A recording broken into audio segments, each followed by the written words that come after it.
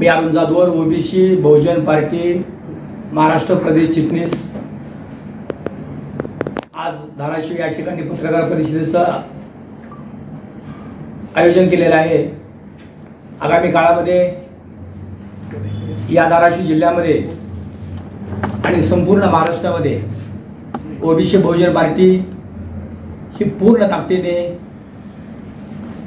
OBC बहुजन पार्टीचे प्रदेशाध्यक्ष, राष्ट्रीय अध्यक्ष, संस्थापकीय प्रकाश अण्णा शेंडगे यांच्या नेतृत्वाखाली संपूर्ण महाराष्ट्रामध्ये आम्ही ओबीसी बहुजन पार्टीचे उमेदवार विधानसभेला उभा करणार आहोत। त्या अनुषंगाने ही बैठकीचं या पत्रकार परिषदेत आपण नियोजन केलेलं आहे। या ठिकाणी धाराशिवमध्ये सुद्धा आम्ही 4 ठिकाणी ओबीसी बहुजन पार्टीचे उमेदवार उभा करणार आहोत। उमरगा मतदारसंघ आरक्षित आहे, त्या ठिकाणी आरक्षणावरचा उमेदवार उभा राहील आणि परांडा, कळंब, धाराशिव आणि तुळजापूर या ठिकाणी ओबीसी बहुजन पार्टी हा ओबीसीचाच उमेदवार उभा करून या ठिकाणी निवडून आणण्याचा प्रयत्न करेल।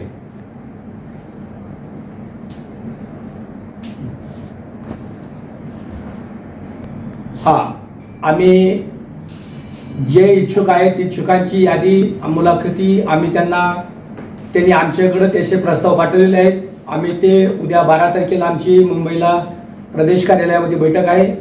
त्या बैठकीमध्ये आम्ही हे त्यांचे नाव तिथं वरिष्ठांकडे कळवणार आहे मी स्वतः, आणि त्यानंतर वरिष्ठ त्याच्यावर निर्णय घेतील। किती प्रस्ताव आले आतापर्यंत? आमच्याकडे प्रत्येक मतदारसंघातून 2-3 नावाचे प्रस्ताव आलेले आहेत। कुठले बेसिक मुद्दे घेऊन आपण विधानसभा निवडणुकीला सामोरे जात आहे?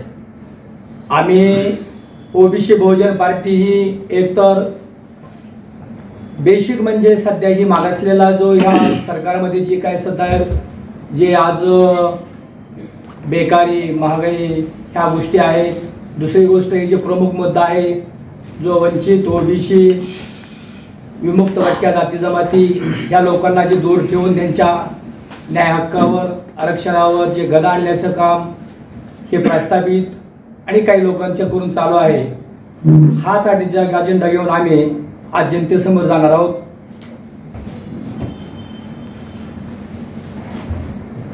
ओबीसी उमेदवार आमच्या लेवलला आम्ही ओबीसीच उमेदवार देणार आहोत। 370 जातीपैकी कुठलाही ओबीसी उमेदवार असेल तर आम्ही ओबीसी उमेदवारालाच ओबीसी बहुजन पार्टीमधून उमेदवारी देणार आहोत।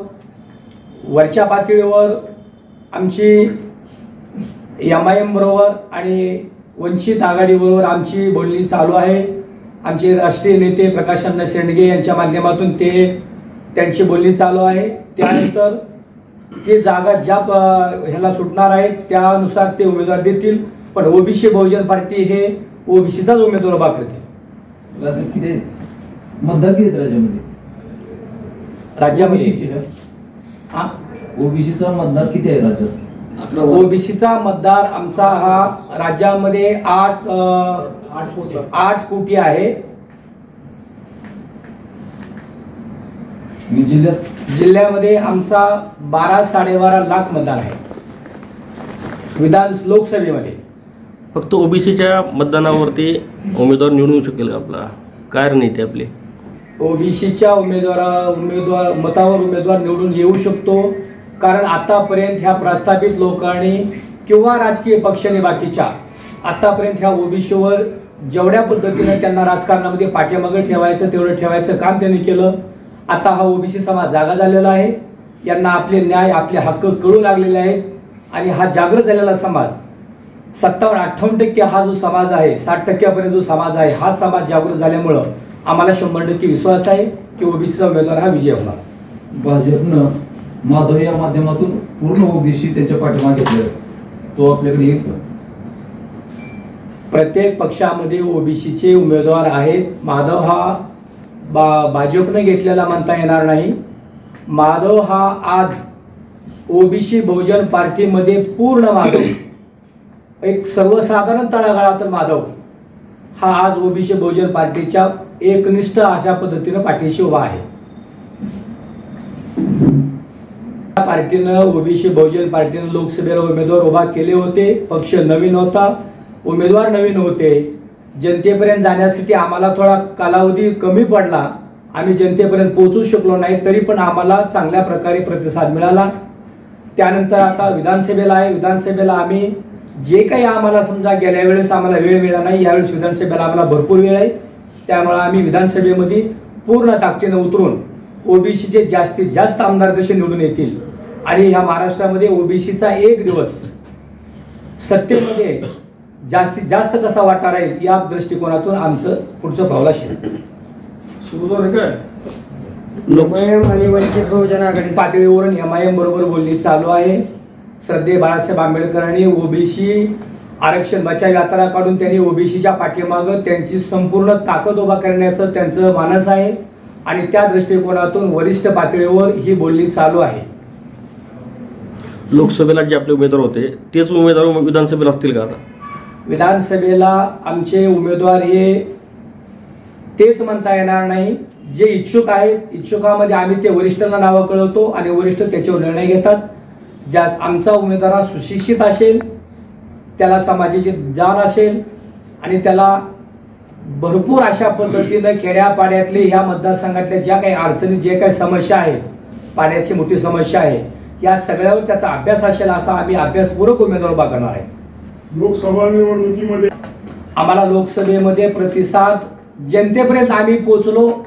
आमचा पक्ष ओबीसी बहुजन पार्टी म्हणून आतापर्यंत आम्हाला ओबीसी बहुजन पार्टीचा पक्ष नव्हता, आता स्वतंत्र असं व्यासपीठ मिळालं आणि त्या व्यासपीठाच्या माध्यमातून आम्ही जनतेपर्यंत पोहोचलो. आता जनतेपर्यंत पोहोचल्यानंतर जनतेनं आम्हाला प्रतिसाद थोड्या प्रमाणात कमी जरी दिला असेल तरी आता जनता हा सक्षम झालेली आहे, सुधारलेली आहे. जनतेच्या मनामध्ये आता ओबीसीचं बद्दल प्रेम आहे आणि ओबीसी हा पेटून उठलेला आहे. या विधानसभेमध्ये तुम्हाला नक्कीच कळेल, ओबीसी वेगळं चित्र करून दाखवल्याशिवाय राहणार नाही. पण लोकसभा निवडणुकीमध्ये काय उमेदवार तर कुठे होते? लोकसभा निवडणूक लोकसभेमध्ये आमचे उमेदवार होते ते प्रत्येक आम्ही फक्त ह्या बाकीच्या प्रस्थापित उमेदवारासारखं आम्ही बैठक मोठे मोठे मेळावे घेतले नाहीत, पण आम्ही सर्वसाधारण खेड्यापाड्यामध्ये प्रत्येक मतदाराच्या घरापर्यंत पोहोचलो. आम्ही फक्त मेळाव्याच्या रूपातून मोठे मोठे बॅनरबाजीच्या रूपातून कमी पडलो असतं, पण आम्ही जनतेपर्यंत मतदारापर्यंत पोहोचण्यासाठी कमी पडलो नाही. आम्ही प्रत्येक मतदाराच्या घरापर्यंत पोहोचलो, प्रत्येक मतदारापर्यंत आम्ही पोहोचलो, आमचं चिन्ह पोहोचलं. भुजबळ साहेब ओबीसीचे नेते आहेत.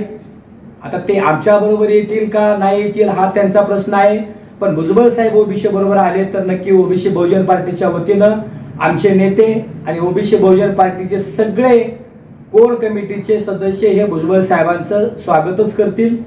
भुजबळ साहेब आले तर त्यांचं या ओबीसी बहुजन पार्टीमध्ये स्वागतच आहे.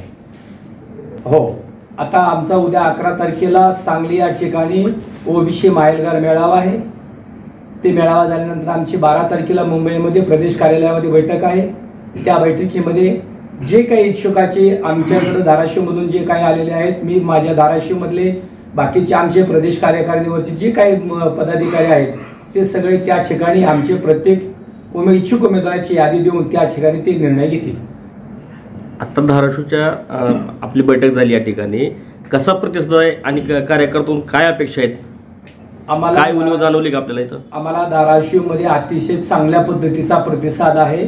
ओबीसी बहुजन पार्टी ओबीसी म्हणून आज आमचा माधव पॅटर्न असेल, मायक्रो ओबीसी असतील, सर्वच ओबीसी छोटे मोठे घटक आमचे सगळे आमच्याबरोबर आज आहेत आणि वंचित सुद्धा आमच्याबरोबर आहे, MIM सुद्धा आमच्याबरोबर आहे. त्यामुळे ही लढाई अतिशय महत्त्वपूर्ण आणि बघण्यासारखी धाराशिवची होणार आहे. आरक्षण हे कोर्टामध्ये आहे, त्याच्यावर आणखी सुनावणी झालेली नाही. मध्यंतरी तारीख होती आणि ओबीसीचं आरक्षण हे आणखी गेलेलं नाही. ते न्यायप्रविष्ट असल्यामुळे ते प्रकरण त्याच ठिकाणी आहे. आणखी आरक्षण गेलं म्हणता येणार नाही. त्याच्यामुळे स्थानिक स्वराज्य संस्थेच्या निवडणुका लांबणीवर आहेत. आरक्षण गेलेलं नाही, आरक्षण न्यायप्रविष्ट आहे.